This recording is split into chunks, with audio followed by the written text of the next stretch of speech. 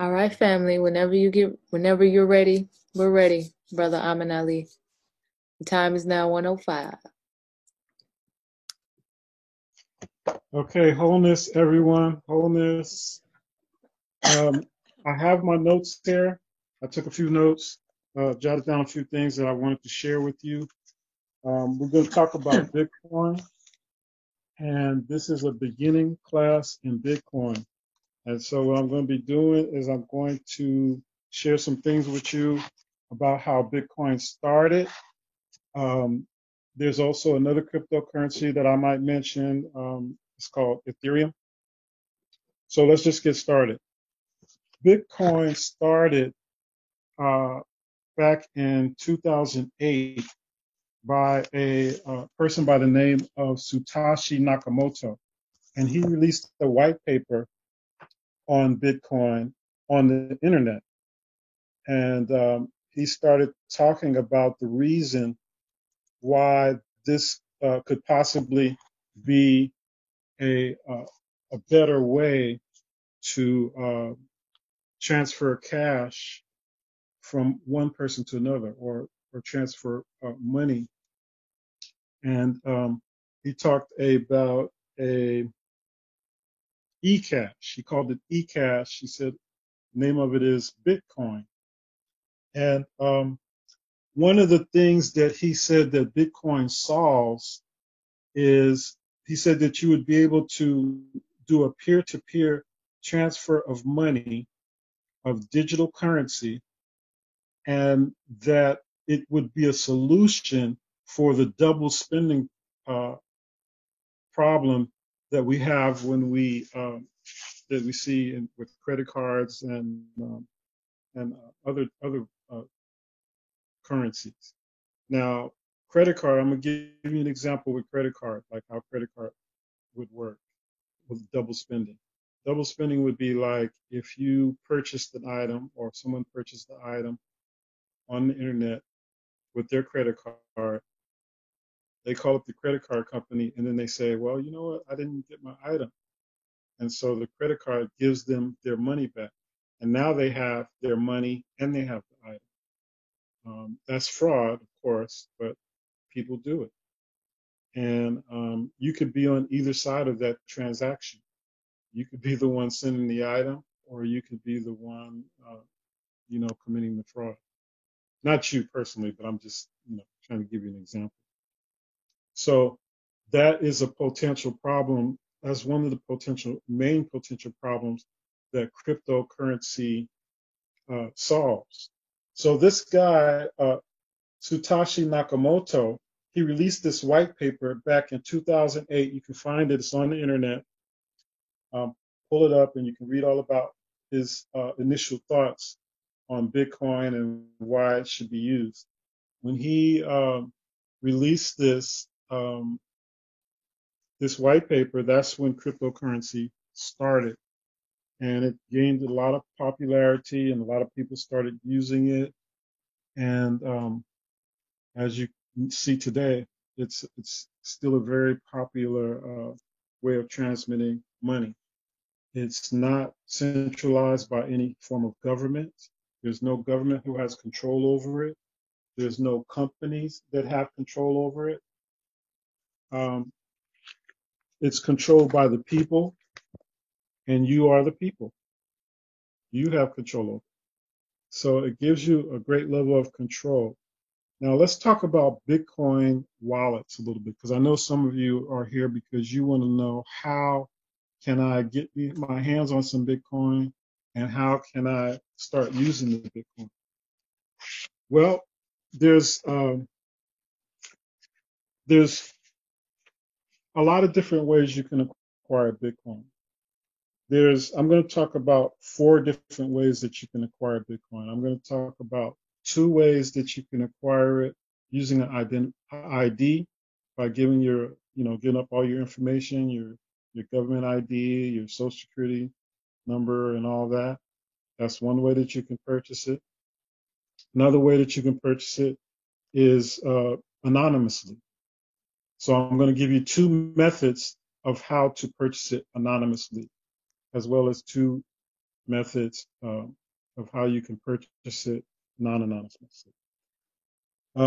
First, let me just say a little bit about how Bitcoin works.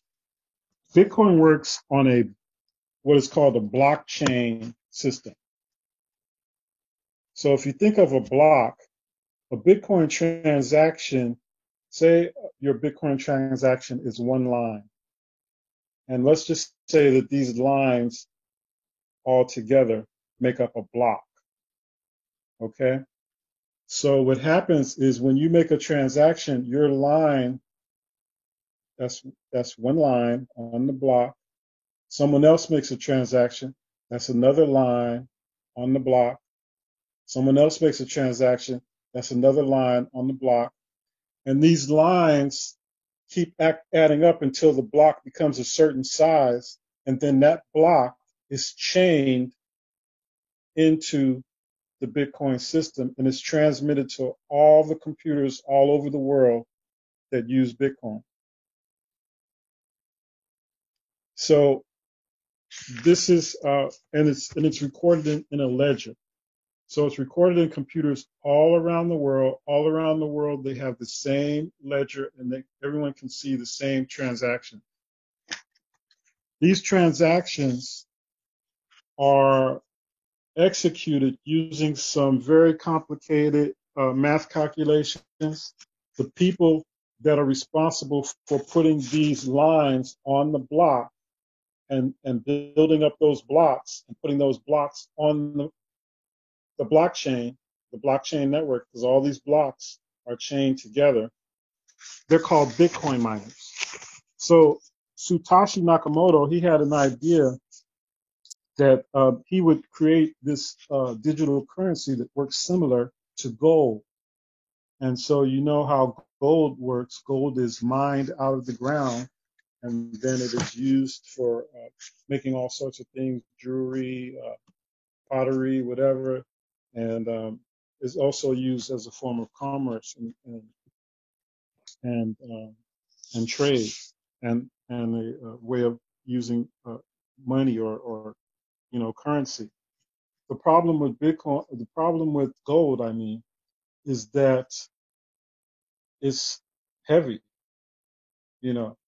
How would you solve the problem of transmitting a ton of gold from one place to another? Let's say 3,000 miles away. It'd be very difficult to move that gold, and it's going to be a little bit expensive. You're going to have to pay some money to move that gold. Let's say you started out in the United States and you have a large amount of gold, and now you want to go to Europe or China or any place else in the world, India, and you want to take your gold with you. It's going to be difficult to move that gold. Okay, so Bitcoin solves that problem. Bitcoin works similar. It works. It's somewhat similar to gold, except for it's an electronic currency. And so this is the idea that Satoshi Nakamoto had when he created it. And Satoshi Nakamoto was the original programmer for Bitcoin, and he stayed with the project for a little while it was developing, and then eventually he just disappeared. And no one knows where he went or who he really is. So there's a lot of speculation on who this guy is. Now, if you ask me who he is or where he came from, this is my opinion. I would just say he's somebody who came from the future, dropped off Bitcoin, and then got in his time machine and disappeared back into the future somewhere. Because this is a very futuristic currency. It's very futuristic. I'm a software engineer. I worked for the Department of Defense for 20 years writing software. So you're hearing this from a software, someone who has some background in software. So now let's talk about why Bitcoin is so popular. Why is Bitcoin popular? Bitcoin is popular. It's a popular form of currency because it's not controlled by anyone. It's controlled by you, the people. Um, the government is trying to regulate it. Uh, they, if they could, they would have shut it down. They can't shut it down. The reason why they can't shut down Bitcoin is because Bitcoin is on the internet and it's everywhere, all over the internet, all over the world. And the internet is used by airlines, it's used by banks, it's used by real estate firms, it's used by many businesses. And the only way you can shut down Bitcoin is you would have to shut down the entire internet. And that can't be done. So the government would like to, if they could snap their finger and make Bitcoin disappear, they would like to do that, but they can't. Um, so they have an idea that, okay, well, we can't shut this down. We can't beat them. So let's join them. Banks are not happy about this. Banks are not happy about Bitcoin because Bitcoin allows you to do a transaction from one person, from person A to person B. It's a direct transaction. There's no middleman. There's nobody in there collecting the fee to transfer that money. As you know, if you have a large amount of money and you want to go from one country to another, you have to pay a large fee in order to move that money. Or even in order to send money. If you want to send money to a family member, you have to pay a large fee in order to get that money moved. So Bitcoin solves that problem. And banks are not happy with it because of that reason. So now what the banks are doing and what the government is doing, they're saying, well, if we can't beat them, let's join them. So now the government is trying to find new ways that they can regulate Bitcoin and keep track of it. And so a lot of these companies that are coming up now are telling you, okay, yeah, we have Bitcoin and you can use our Bitcoin and you can buy our Bitcoin, but we need your information. We require your information. We require your ID. We need your social security number. We need that information in order for you to make a transaction. So let me show you. There's a couple of companies right now that have Bitcoin. Here's one of them that offers Bitcoin, allows you to buy it. Let me see if I can pull it up. I didn't have a screenshot um, of the Coinbase, but you can just type in Coinbase. You can look it up and you can find it. But this is what Uphold looks like. I'll give you a screenshot of Uphold. That's the one that I've been using.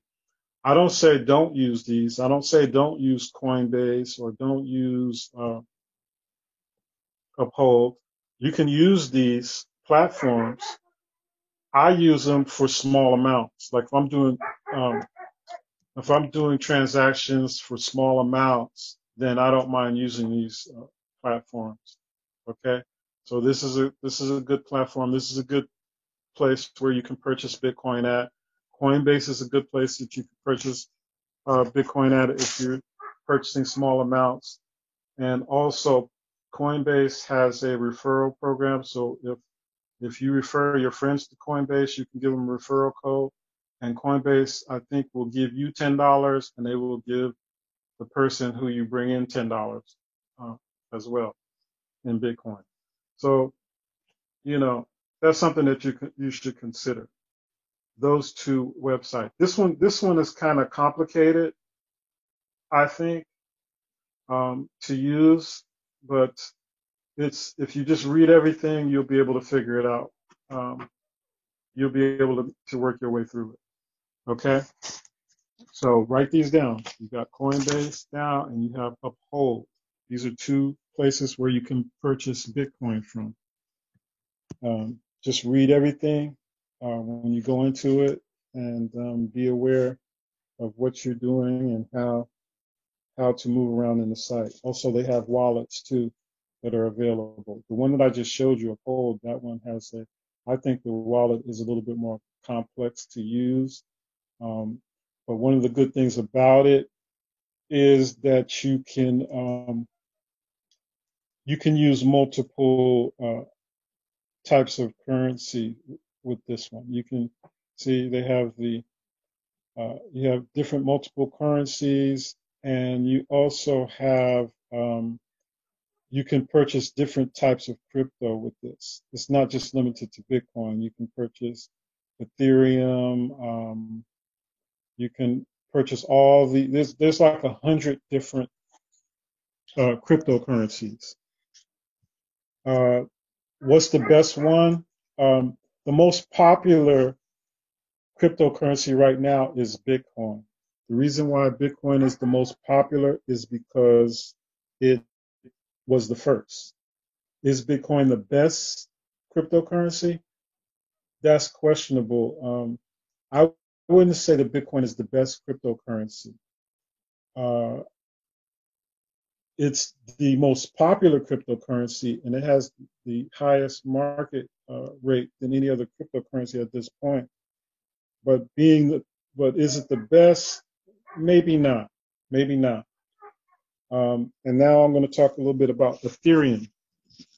So Ethereum was created by a young man. Um, he was a Russian guy, a Canadian Russian, and his name is Vitalik Buterin.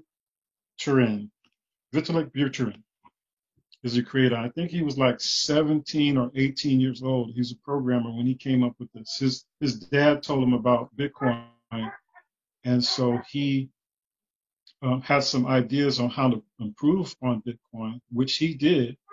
He made some great improvements on the crypto idea, and he put it into his software called Ethereum. Right now, Ethereum, I think Bitcoin is right now trading at $8,900 a coin, and Ethereum I think is around somewhere around $200 a coin. When I started trading Bitcoin, when I started getting involved in Bitcoin, it was like at around $200. It was around where Ethereum is right now today. So Ethereum is relatively inexpensive. Why do I think Ethereum could be considered to be better than Bitcoin? Because Ethereum is completely programmable. Bitcoin has limitations as far as what you can do with it. But Ethereum is completely programmable. You can write all kinds of programs with it. You can do all kinds of development with the coin. You can write some code that says if this person sends this code to this person, send 3 other coins to another person. You can make triggers. You can it's completely programmable. It's very powerful software. I would recommend you guys, look up this guy, Google him, and look at some of the things that he talks about with respect to cryptocurrency and why he created it. Here's a video right here, a short video clip right here, where the person who actually created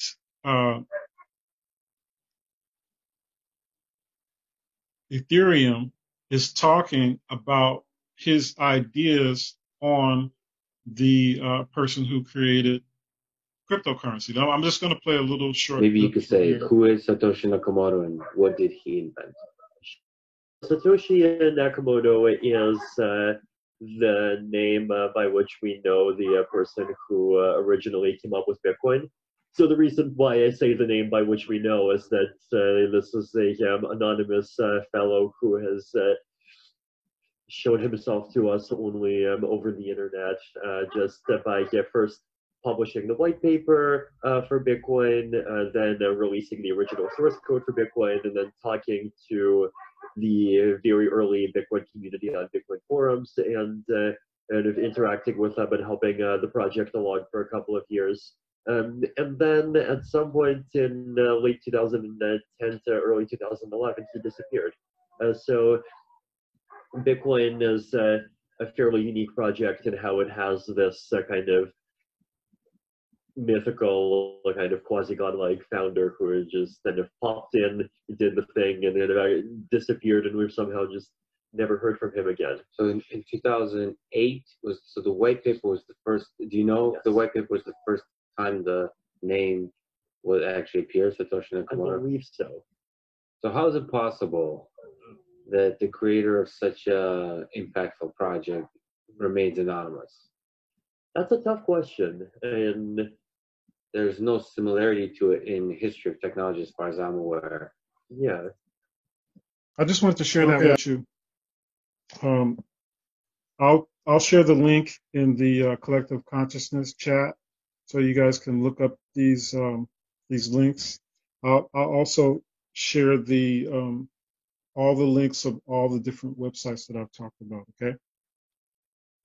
So I gave you 2 websites where you can go and purchase cryptocurrency at that require ID. And I also told you that I was going to give you 2 websites where you can go and purchase crypto that don't require an ID. The ID portion of it is optional. So you decide whether you want to provide them with that information or not. So let me pull up the other one here. The Bitcoin that they have at this website is going to be sold at a premium. And the reason being is because it allows you to purchase Bitcoin with being anonymous. You don't have to give up a lot of information, a lot of personal information to purchase Bitcoin here. You can purchase Bitcoin here immediately.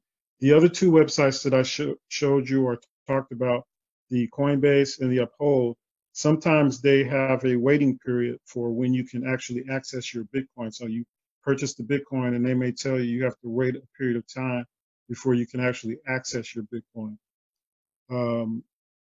And they report to the government.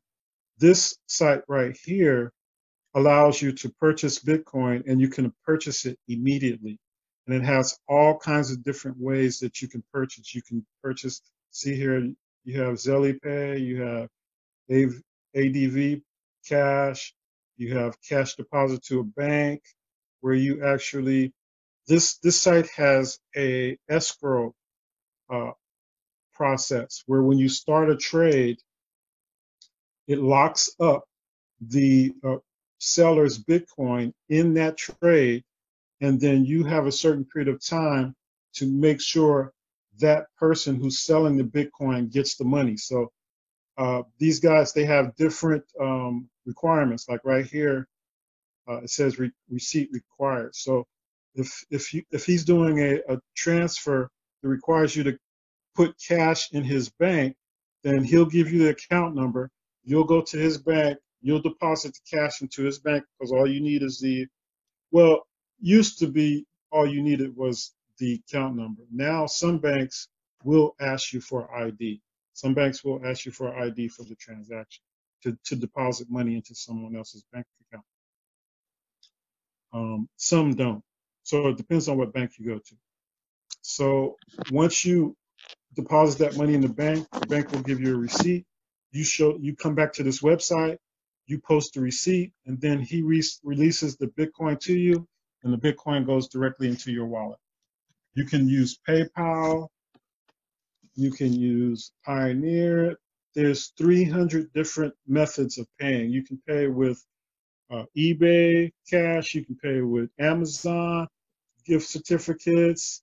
There's many, many, many, many different ways that you can make payments. You can pay with Venmo, Apple Pay. They make it very, very easy for you on this website to make a payment to purchase Bitcoin. So you can be creative, and you can be imaginative and do it the way you want it done, the way that it feels comfortable for you. This is a wallet. This is the wallet that I use right here. This is called Mycelium wallet. Okay? Look at that logo up there. This is the wallet that I've been using this wallet for many, many years now, and this is the wallet that I would recommend using in order to do your Bitcoin transactions. all of the other ones that I showed you, the other three are on a website that is located remotely away from you, where you are. This software right here will actually reside on your phone. Notice that this is my phone right here that you see. This is my phone, and this is my Bitcoin wallet. Okay, and it's a very cool wallet. I like it. You can change this number. You can change this Bitcoin address.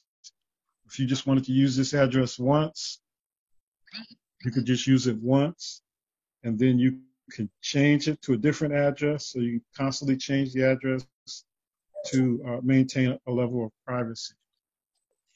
It's very easy to use. If you wanted to send Bitcoin, you push the send button. You see the button there that says send. If you want to receive Bitcoin, you push the button that says receive. If you want to scan a QR code, this is called the QR code right here. So if you wanted to send or receive Bitcoin from another wallet, then you can scan the QR code with your phone. You can use your phone. Your phone has a scanner on it. You can push your phone up to the QR code right here, and you can scan that code, and you can do the transaction. You can either receive or transmit Bitcoin that way. This will be your wallet. This is a very, very powerful wallet. It's a secure wallet. It has a lot of functionality to it. I wish they would pay me for giving them this big plug, but this wallet is great. You can set up a cold storage using this wallet. What a cold storage would be to transfer the money out of your Bitcoin wallet and put it into another device like a USB drive, or you can even cold store it on a piece of paper. Imagine that. You can put it on a piece of paper. Not only that, they have some coins. You see this coin right here? Can you see that? It says Bitcoin. I mean, it looks like a little Bitcoin. They have some coins that you can purchase like this, and you can actually store your Bitcoin on that coin. So you actually have a physical coin, and you could put any amount on it. You could put any amount on the coin. So you could put $1 million on a coin this size. You could put $2 million on it, $3 million, however much, whatever amount, you can put it on a coin this size. Or you do, so that would be a cold storage method. Another thing that you could do is this wallet right here will allow you to convert your Bitcoin into a string of words, okay? And then so you can write those words down. You can destroy this wallet. After you write those words down, you can destroy this wallet, and you can walk up to any cell phone or computer and put in those words, and it will restore all of your Bitcoin. So you can actually memorize those words. If you have a real good memory, you can memorize those words. So imagine if you had $100,000 in your Bitcoin wallet, you converted it into a string of words, you destroyed your wallet, there's no trace of your wallet, all you have are those words that you memorized in your brain. You could go anywhere in the world. Now, I just want to mention Dr. Sebi, rest in power, Dr. Sebi. Dr. Sebi was arrested because he was traveling and he had $30,000 with him. And so they arrested him for that and they put him in jail, and he passed away in jail. Like I say, rest in power, rest in peace. But I'm just giving you an example. Now, what if he would have had the Bitcoin? He could have made that $30,000 cash into a string of words, memorize the words, no one would ever know that he had it. And he can go anywhere in the world, anywhere on the planet, walk up to a cell phone, walk up to a computer, and restore that wallet and restore that money and have it available. There's a lot of people who have Bitcoin who would rather have cash. And there's a lot of people who have cash and they would rather have Bitcoin. So it's very easy to buy and sell Bitcoin. What this wallet allows you to do, I'm going to click on this here and just show you. You can go here to the Mycelium Marketplace. And guess what? You can buy Bitcoin right here. These are people in your area. You can change this to whatever area you live in. And there's people in your area selling Bitcoin. These are real people. These are the increments in which they sell it. So this person is selling it from $5,000 to $20,000. You can buy it from $5,000 to $20,000 worth of Bitcoin from this particular individual. Okay? And this is a way to buy Bitcoin, at a good price. You can choose one that you feel comfortable with. If you just wanted to buy $200 worth, you could choose one here that that allows you to start trading at $200. Here's one that allows you to start trading at $140. Okay, so these are ways that you can purchase Bitcoin anonymously. This is anonymous. This is an anonymous transaction right here because you're talking directly to the person. Some of these people are actually Bitcoin miners. Okay, I'll tell you something else. Bitcoin. There's a Bitcoin club in your city. Wherever you live, there's a Bitcoin club in your city. Okay? There's a Bitcoin meetup group in your city. You can go to the meetup group and you can find people who trade Bitcoin. And if you had some money, $10, $100, whatever, and you wanted to purchase some Bitcoin, you can purchase Bitcoin from one of the people in your meetup group. Completely anonymous. No one knows about the transaction but you and the person that you traded with. You didn't have to use an ID or anything like that. So they have these meetup groups in every city. You could just Google it. Google Bitcoin meetup in my city and put in your city name or whatever, and you'll find these Bitcoin meetups. And these are places where you can get Bitcoin. Okay? So I think I gave you guys a good start. I would recommend that you go to those websites. I'm going to post them in the community area of the Collective Consciousness group. Right now, I'm going to open it up for questions, question and answer. If you have some questions that you would like to ask me, you're welcome to chime in and answer and ask questions, and I'll try to answer as many questions as I can.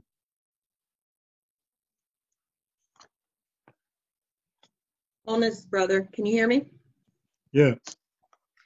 Okay, so I apologize up front. I'm extremely new at this. So I have a couple of questions, and mine even go back behind, because I know the places that you were giving us today, those are like exchanges, correct? Like Coinbase and Uphold, those are actual exchanges. Yes.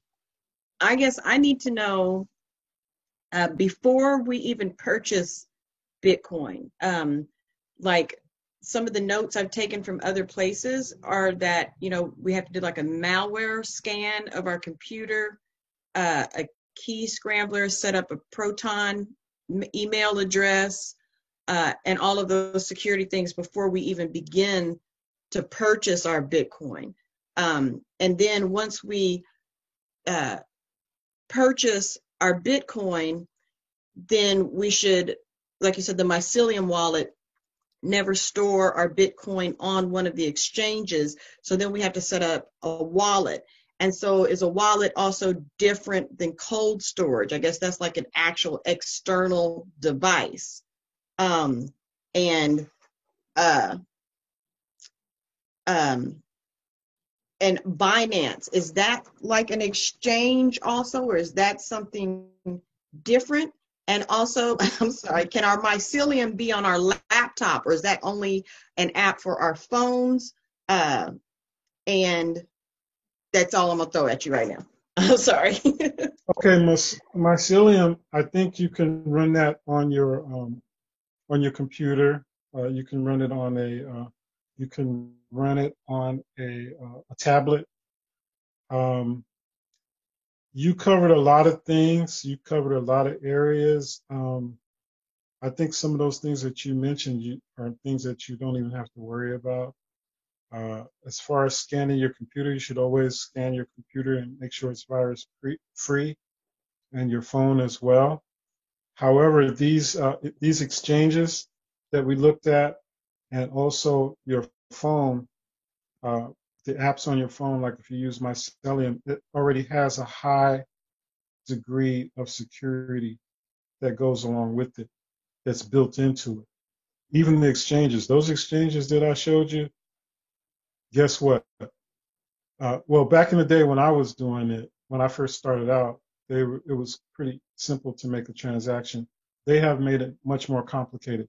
A lot of these exchanges now require that you have a double layer of security in your transaction. So you'll see that. You'll come across that. You're going to have a additional software. Google has an authenticator. It's an authenticator software that actually authenticates your transaction. There's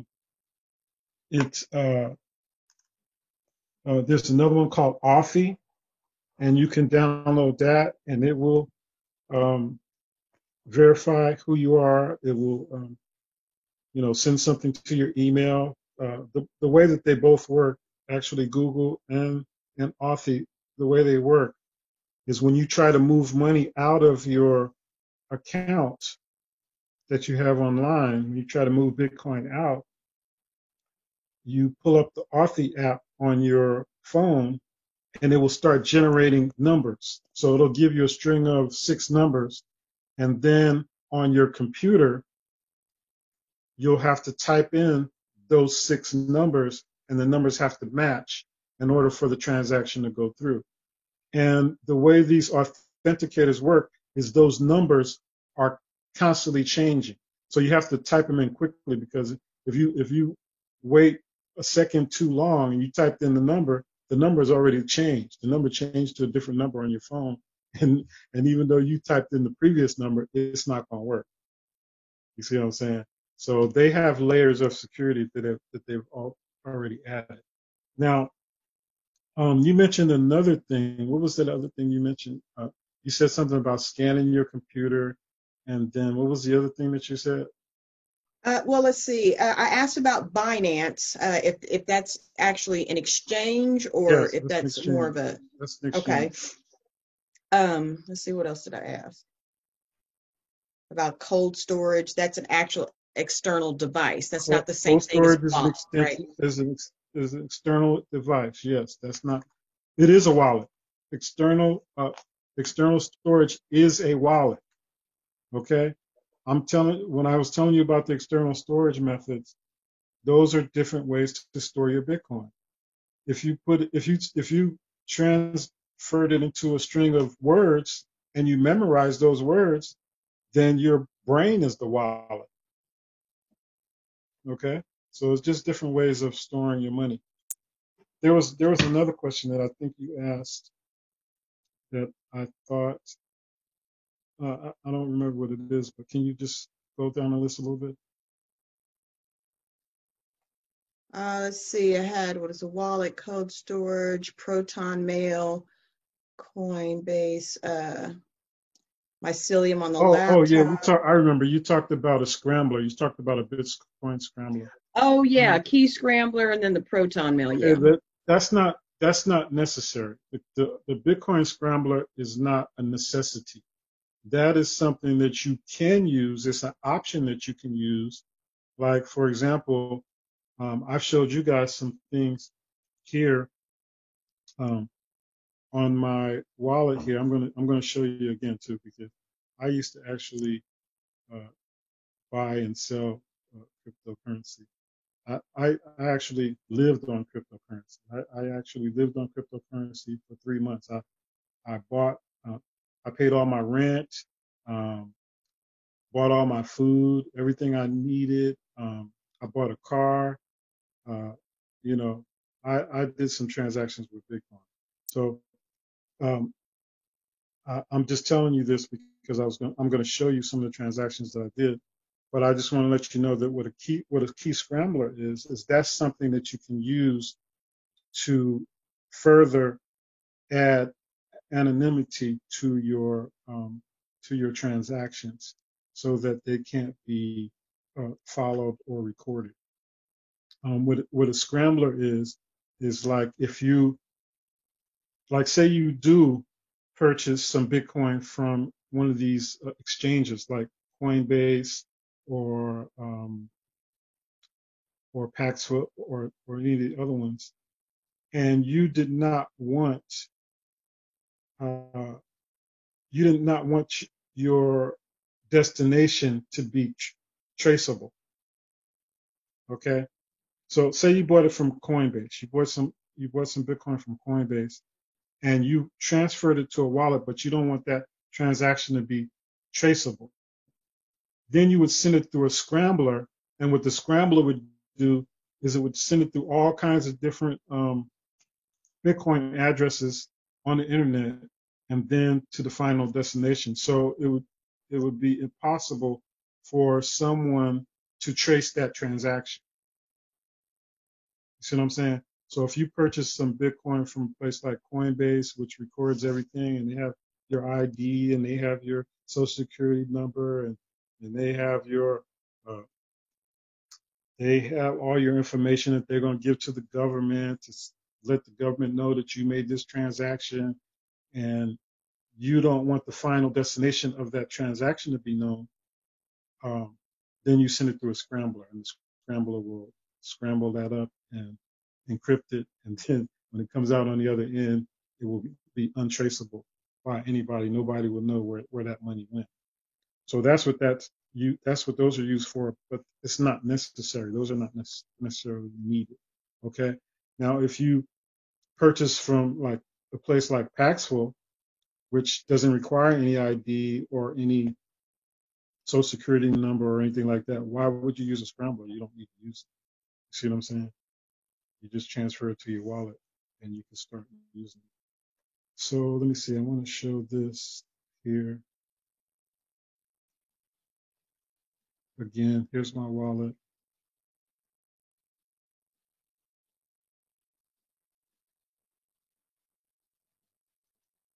Right now.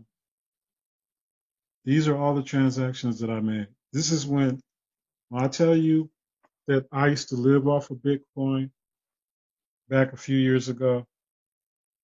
Look, this is my wallet. I'm giving you a sneak peek of my wallet. You see that? Hey, brother. I'm sorry to interrupt. I had a question as well. Okay. I wanted to know. I love everything you talked about, especially with like the anonymous wallet.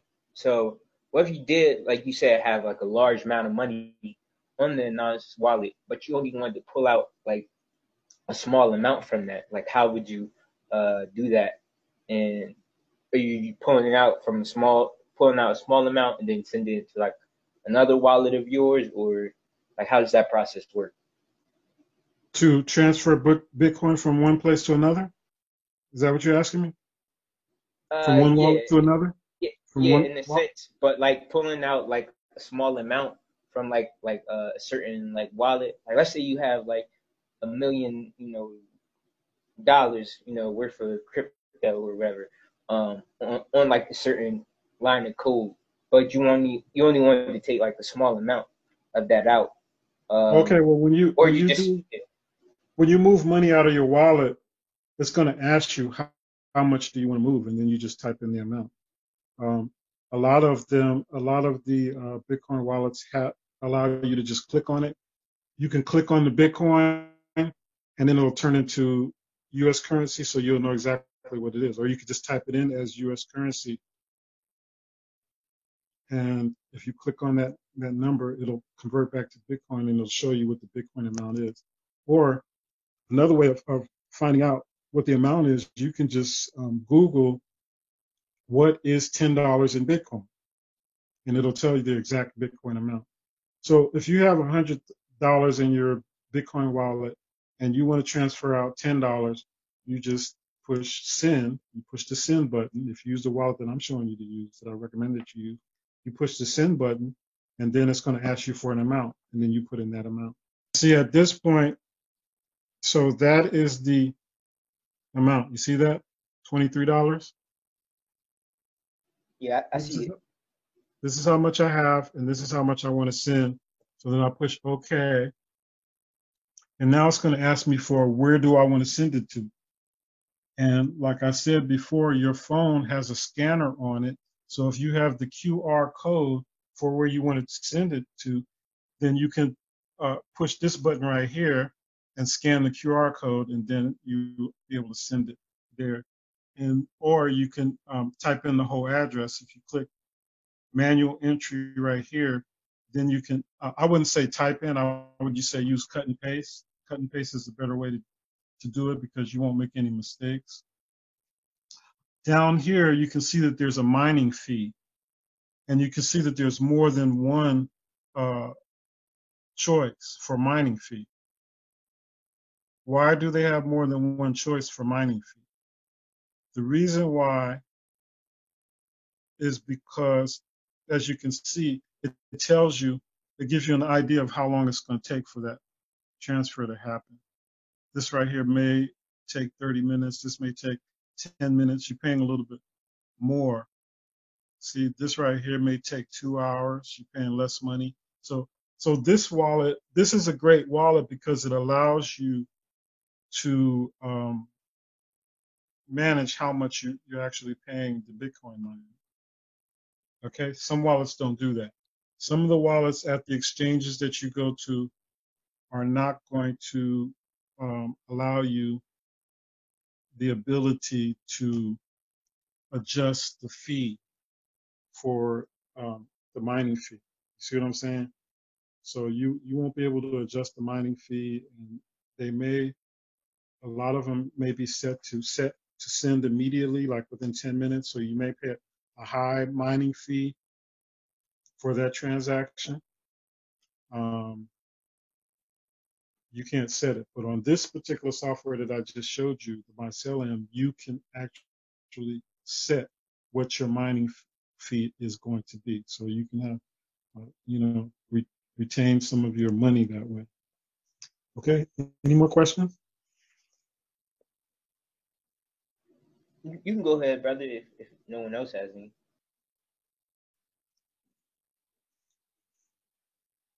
I know we got some more questions out there. Oh, Holness, I do have a question. I lost my internet connection a couple of times. So I missed the part where you were talking about security measures. Could you just briefly reiterate those? What do you do for security? Oh, I was saying that a lot of these exchanges right now have an extra layer of security already added to it. And they require that you use a software like Authy or Google Authentication. And the way it works is it will, you'll have to use your phone in combination with your computer. So if you're sending some Bitcoin, then you will have to, it'll have some boxes on your computer screen where you'll be able to type in the number from the authorization code that shows up when you execute Authy on your phone or Google Authentication on your phone. It will give you a string of numbers, and you'll have to type those numbers in on your screen, your computer screen, in order to make the transaction go through. Otherwise, the transaction will not go through. and the numbers are constantly changing every so many seconds. So if you don't type in the numbers fast enough, your transaction will fail. But the numbers are always changing, so you have to type in those numbers quickly and then push the send button, and then your transaction will go through. So that's an added layer of security. These softwares already have the security. You know, what I was saying, and that you don't have to do any special. It's gonna have you jumping through hoops in the first place. You don't have to add any more extra hoops for yourself to jump through. Is my point. Okay, thank you. Honest, brother, how are you doing?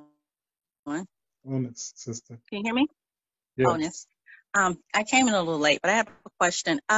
First question is, you mentioned about you used to use cryptocurrency. So my question is, are you still using it? And if you're not, why? And then the second was, the sister was talking about the scrambling your account. Is the wallet that we use, does that automatically have that on there? Because you was talking about being able to be traced by the government if you use your. Yeah, if you give them all your information. If you wait a minute, hold on. Yeah, if you give them all your information, then yeah, they can trace your transaction. They know who you are. You told them who you are. You told them your social security number. Can the transaction be traced? Yes, it can be traced to your wallet, and they know exactly how much you have in your wallet. But if you buy from a place like, or if you use the scrambler, then you won't be able to trace that. Or if you purchase from a place like Paxful or something like that, where you're not giving any personal information, then no, there's no way they can trace it. They can trace the transaction, and they can see the transaction on the blockchain. It's a public ledger that's wide open, and anybody can see into the ledger. So they can see into the ledger, and they can see that a transaction happened, but there won't be any name attached to it. There won't be any social security number attached to it. So there's no way that they can know that you are the person who made that transaction. So in this case, because I have a Bitcoin account, and of course I gave that information to them, and I do have a wallet, so I need to transfer that to something else. Is that what you're saying? Is that what you suggest? No, I'm not saying you need to do that. I'm saying that that is an option. I mentioned one wallet. I mentioned Mycelium. I think Mycelium is a great wallet, but there's other good wallets out there too. As far as that goes, like I said, I do use these platforms to make small purchases. And if you're just moving $200 or $150 or $300, I don't think anybody's going to care about that really that much. They only care if you're moving $100,000 or if you're moving $1 million or $2 million. That's what they care about. They don't care about $200 or $10 here, or $20 there. See what I'm saying? So if that's the purchase that you made, then I wouldn't worry about it that much. Can I add on to that sister question? Yeah. Just to see if I could bring like a little bit more clarity.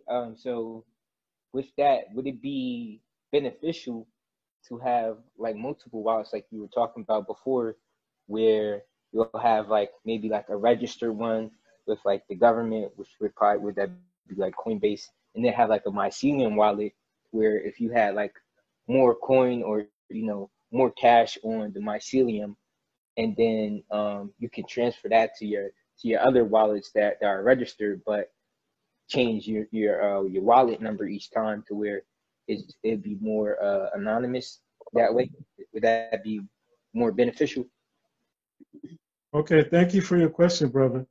I know that you're asking me a question that you already know the answer to. I could tell by the way you asked the question. So the answer that I'm going to give you is going to be the answer that you already know,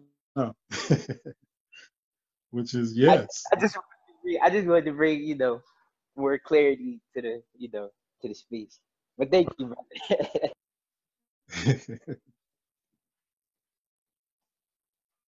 More questions? Yes, it's okay. You're going to have more than one wallet anyway. Anytime you go to a exchange, your wallet is going to be on that exchange. But again, let me just reiterate that if you have your money sitting on a Bitcoin in a Bitcoin wallet on a Bitcoin exchange on someone else's computer, you don't have control over that. Okay? Your money is sitting on somebody else's computer. If anything happens to their computer, poof. I was just telling Paige this morning that there was these group of people that lost $190 million. You can Google it, it's on the internet.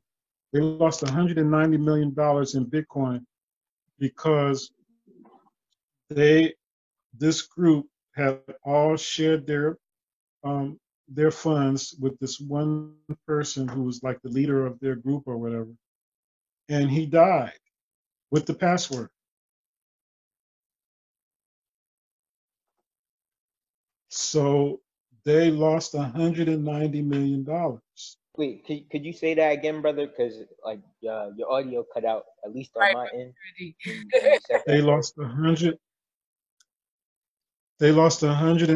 million because the person who had the password passed away. Person who had the password died. And they all had their money in that Bitcoin wallet. So anytime you have your money somewhere where you don't have control over it, if anything happens, then you can be at a loss. But if Bitcoin and any other cryptocurrency allows you to have full 100% control. So you want to exercise that control. And that's why I'm giving you a wallet that I think is a great wallet is Mycelium. Also, I think the other one that I use is Coinocopia. Is another wallet that you can have. It's a personal wallet, and you can also move from one cryptocurrency to another very easily. Like you can transfer money from your Bitcoin to Ethereum or to any other. Coinami is also another good wallet to use, and it works on Android, iPhone, and it'll also work on your laptop as well. But always, always, your goal is to have your money in your own personal wallet. You don't want to have your money sitting in somebody else's wallet or sitting on somebody else's computer. You want to have full control over it. That's the whole objective, right? In my mind.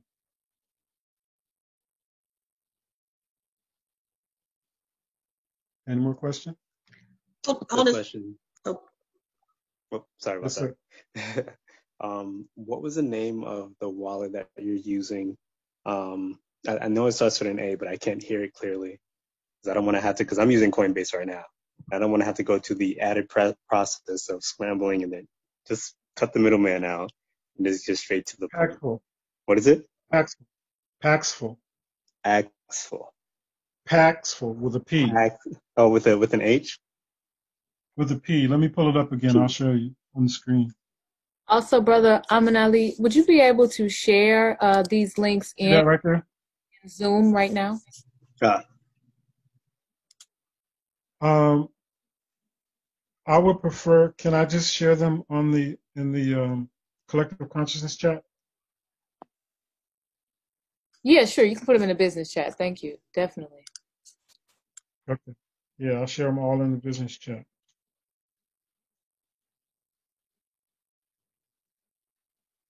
Hold on, brother. Can I ask a couple more questions? Sure.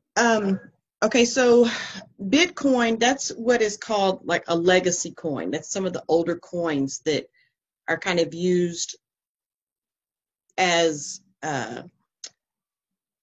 in order for the other coins to be kind of, their trading value. Some of the newer coins are called altcoins, I guess. How do you feel about like just getting into cryptocurrency? Should we stick with legacy coins that have been around longer? What's your opinion on the altcoins? One other question: what is Tether? and this question may sound stupid, but I've got to ask it.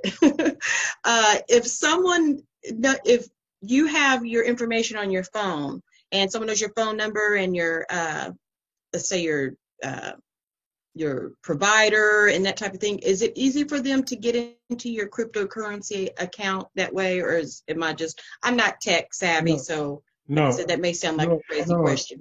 it's not easy for them to get into your cryptocurrency wallet.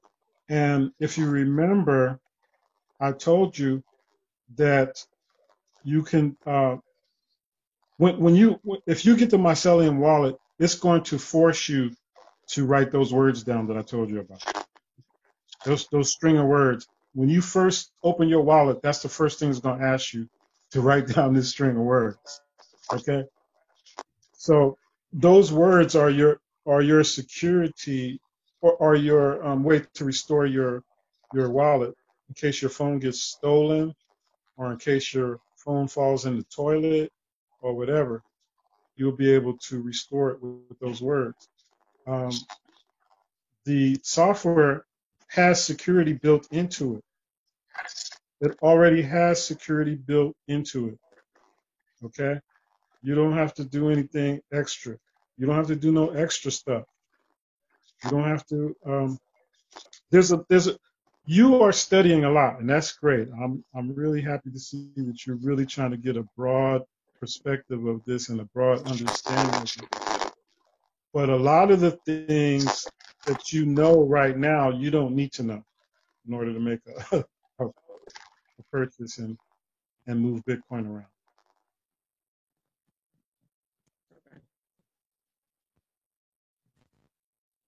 And where did you? I know what a tether is, but I don't know in what context you're using it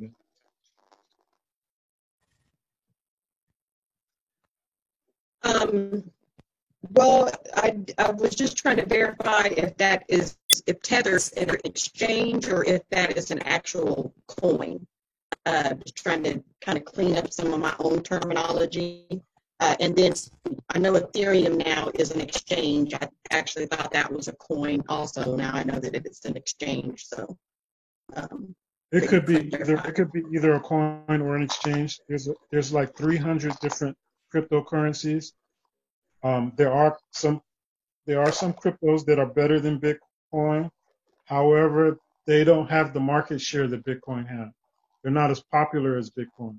Bitcoin is the most popular, and a lot of those coins, you won't even be able to purchase them unless you purchase some Bitcoin first and then transfer it over to that coin.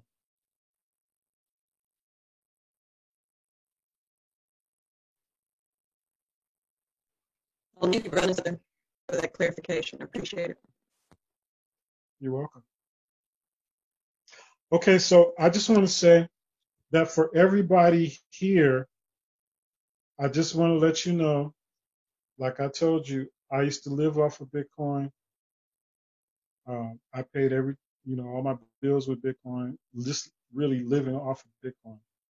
If you want to learn how to do that, I can show you how to do that.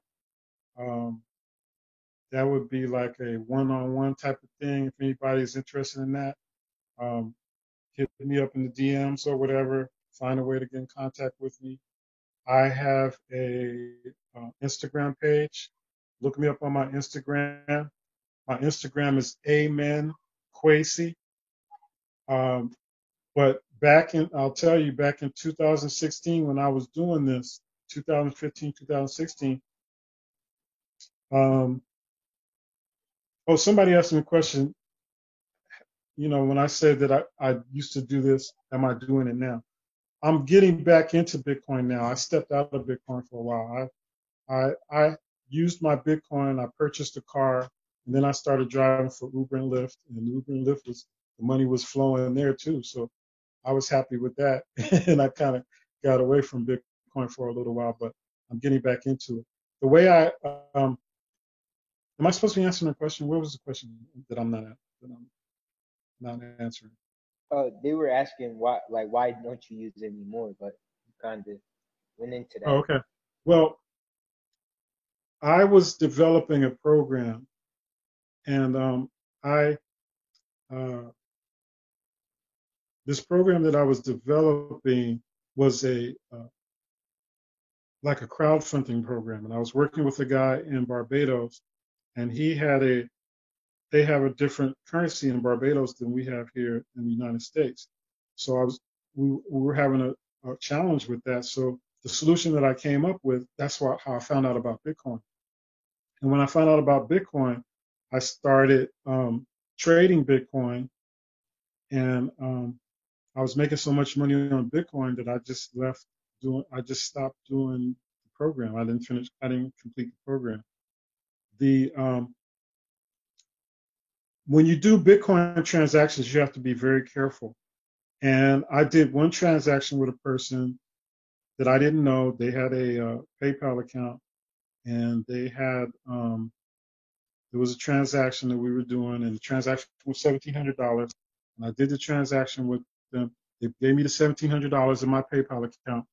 PayPal doesn't allow you to take out $1,700. Otherwise, I would have took it out right on the spot. They don't let you take out that much. You can only take out like 300 at a time or whatever, you know. So a couple of days later, the money disappears. So now this person has my Bitcoin and my $1,700. So at that time, I did get a little bit discouraged, and I did get a little bit disenchanted by Bitcoin. And since I was able to purchase a car with my Bitcoin, I just started driving Uber and Lyft, and so I kind of got out of the Bitcoin game. And plus I also knew that the reason why I was able to do what I was able to do is because a lot of people didn't know about Bitcoin. So, you know, that was an added plus on my side. But actually people are still doing what I was doing. I didn't even know what it was called. Then I came across this word called arbitrage. So that's what I was doing. I was doing the arbitrage. And if you want to learn how to do that, I'll be happy to teach you how to do that one-on-one. I do charge a fee for that training. If you want to learn how to do that, I'll charge one flat fee of $100, and I will take you through the whole process. I will do a brain dump and give you all the knowledge that I have in that area and tell you what I did, all the ins and outs. Also, if you want to purchase Bitcoin, or if you run into any challenges purchasing Bitcoin, I will also allow you to contact me and ask me questions. For that, I'll just charge $20 for a one-on-one. If you want to have a one-on-one with me and you want me to take you through the process of purchasing your first Bitcoin.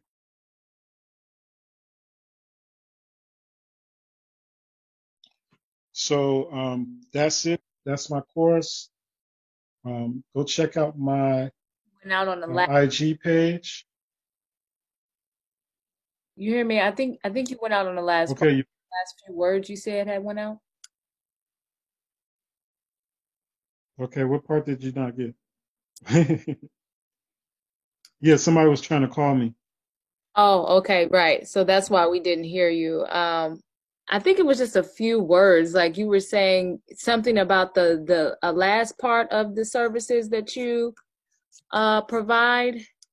Oh yeah, I said that if anybody wants me to hold their hand and walk them through their first purchase of Bitcoin, I'll be happy to do that. I'll just charge $20 for that because I know, you know, time is money, and if I have 20 people calling me asking me to hold their hand through the process, it's going to take time. So I'm just saying, you know, I think $20 is a reasonable compensation to do that.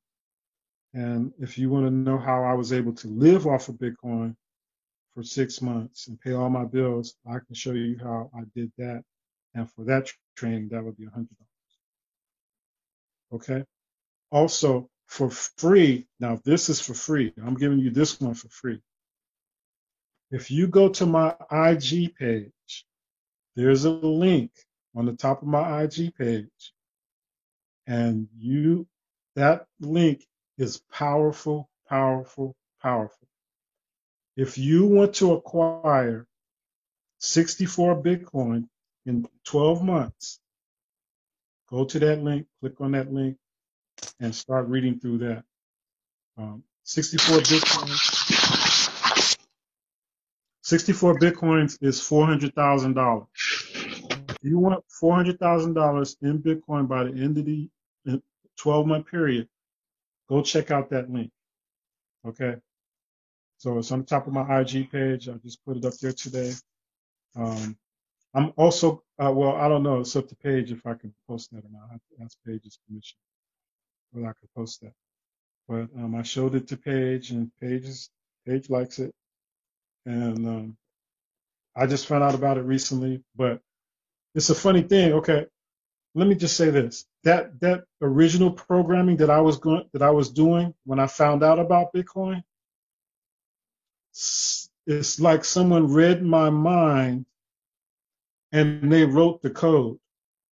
So that link that's at the top of my IG page is the code that I was going to write back over 3 years ago.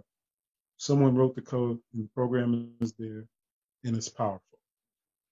So I just want to say that. Okay, Paige, back to you. Thank you, brother.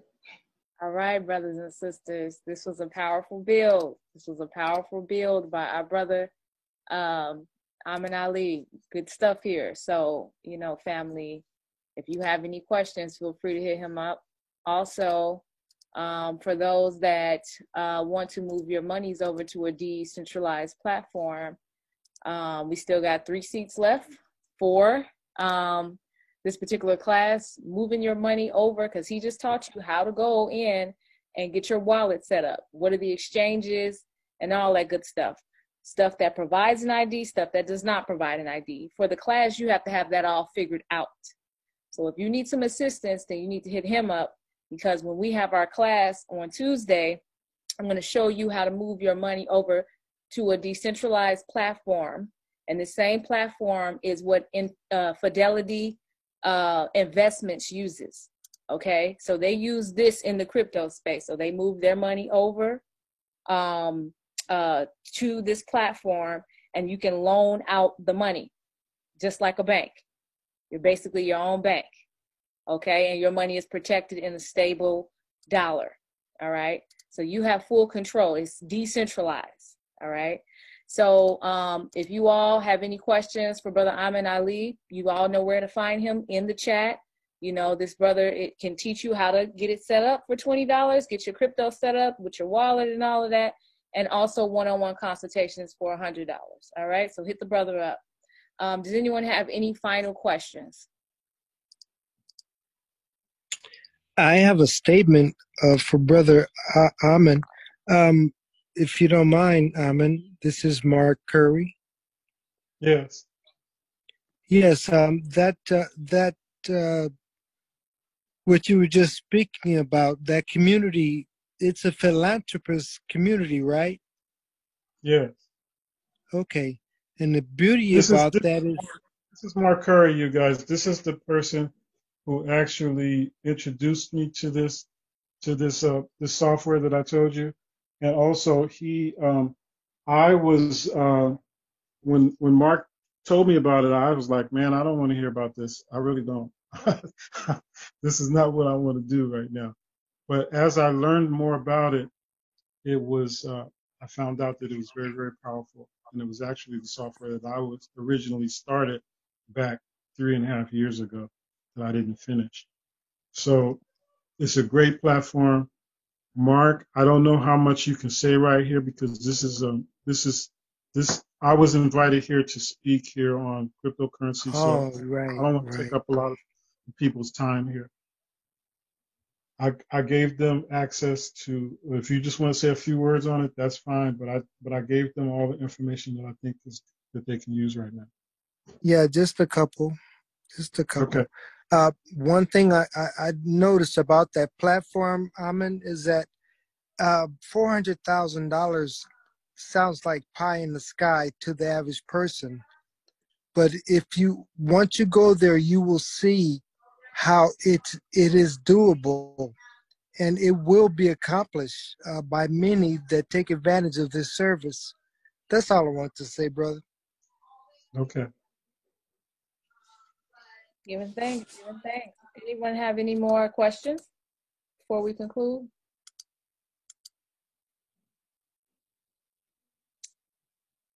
Going once, going twice. All right, family, giving thanks for you all being here in the space. All right, so Brother Amin Ali, you all know where to find him, and we will see you all soon in the chat. He will post the links in the business chat as well as the main chat. All right, giving thanks, family. Wholeness. Wholeness. Wholeness. God.